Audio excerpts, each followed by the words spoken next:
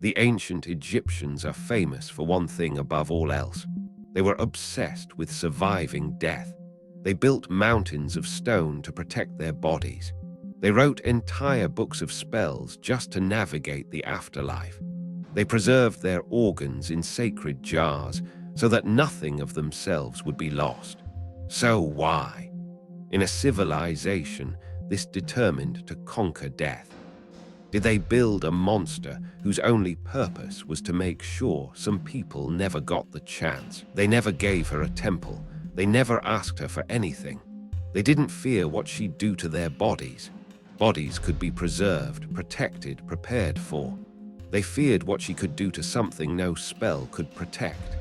To understand what that fate actually was, you first have to understand how an Egyptian soul was judged, and how, in one single moment, that judgment could go permanently, irreversibly wrong. To tell this story properly, we need to leave Egypt behind for a moment. The people we're talking about didn't call their land Egypt. That word comes from the Greeks, centuries later, borrowed from Hiccupta, the name of a single city, Memphis, mistaken for the name of an entire civilization.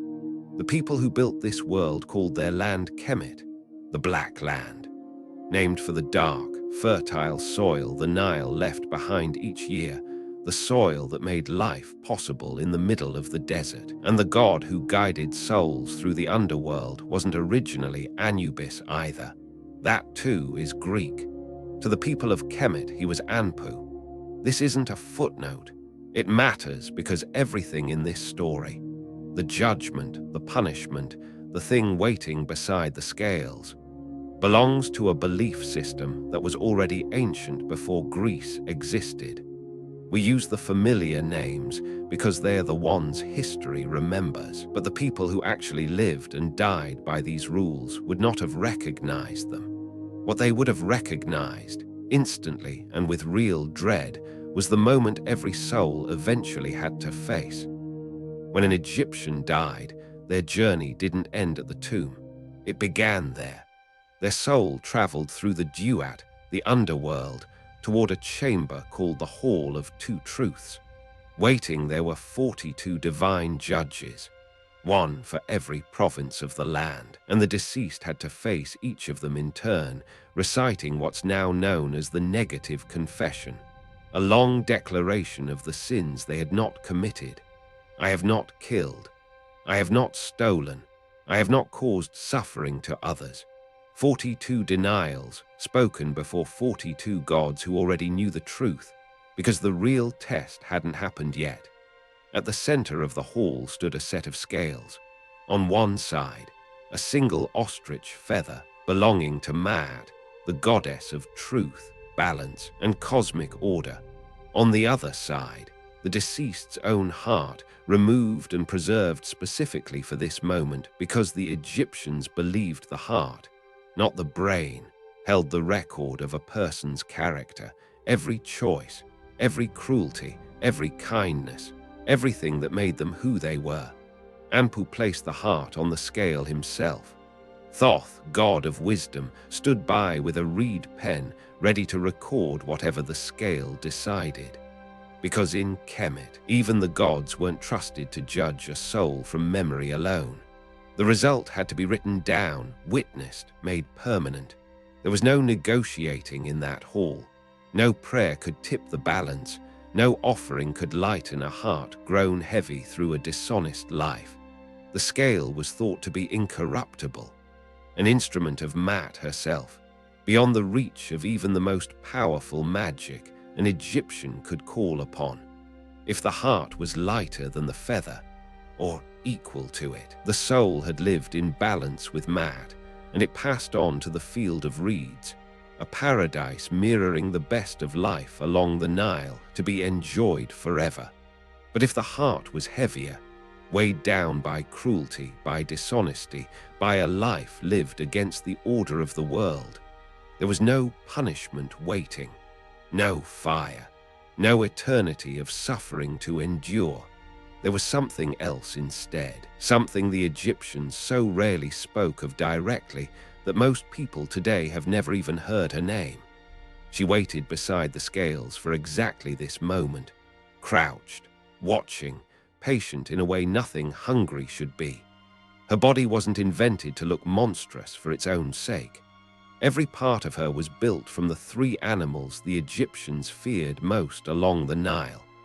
The head of a crocodile, silent and sudden in the water. The front half of a lion, the most powerful predator they knew on land, and the hindquarters of a hippopotamus, an animal responsible for more Egyptian deaths than almost any other, despite looking almost comical to modern eyes. Three everyday terrors fused into a single body and given one job. Her name was Ammit, the devourer. The instant a heart failed the weighing, Ammit consumed it, not symbolically, completely. And with the heart gone, so was everything the Egyptians believed made a person capable of existing in the afterlife at all. No field of reeds, no paradise, no punishment to endure even, just an ending, total, immediate, with nothing left to remember you by. Modern scholars sometimes call this the second death. It's the reason Ammit mattered so much more than her mythology alone suggests. She rarely appears in dramatic stories the way gods like Osiris or Set do. No famous battles, no grand origin myth. She simply waits. Every surviving depiction shows the same scene, the scales, the feather, the heart, and Ammit crouched beside them ready. And there's something else worth noting. As far as archaeologists have found, Ammit was never worshipped. No temples, no priesthoods, no shrines built in her honor, no festivals held in her name. Every other major figure in Kemet's pantheon received offerings, incense, prayers for protection. Ammit received none of that, and it's hard not to read something deliberate into that silence. You don't build a temple to the thing you're trying to avoid becoming true. You spend your whole life making sure you never have to meet it. Gods of destruction like Sekhmet could still be appeased, bargained with, turned from an enemy into a protector through the right rituals. Ammit offered no such relationship. She wasn't a force you could win over. She simply enforced an outcome that had already been decided by a life already lived.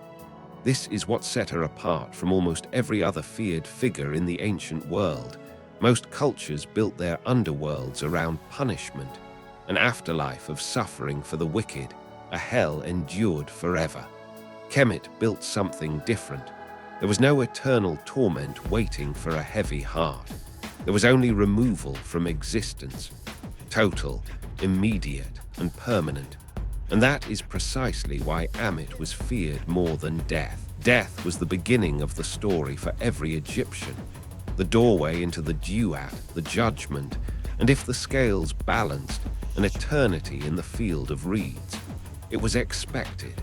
It was, in its own way, survivable. What Ammit represented wasn't an ending after life. It was the erasure of the ending itself. No continuation, no memory, no self left to mourn. For a civilization that built pyramids, wrote spells, and preserved bodies for thousands of years, specifically to make sure something of them endured, that possibility, total, silent non-existence, was the one outcome worse than anything death alone could offer. But there's a question worth sitting with before we close this chamber. What exactly did Ammit destroy? Not the body. The body was already gone by then, mummified, protected, sealed away in stone. Not even the soul in some abstract, complete sense. The Egyptians had several concepts for that, layered and complex. What she consumed specifically was the heart. And remember what the heart was believed to hold: character, memory, every choice a person had made. Everything that had accumulated over a lifetime into a single particular self.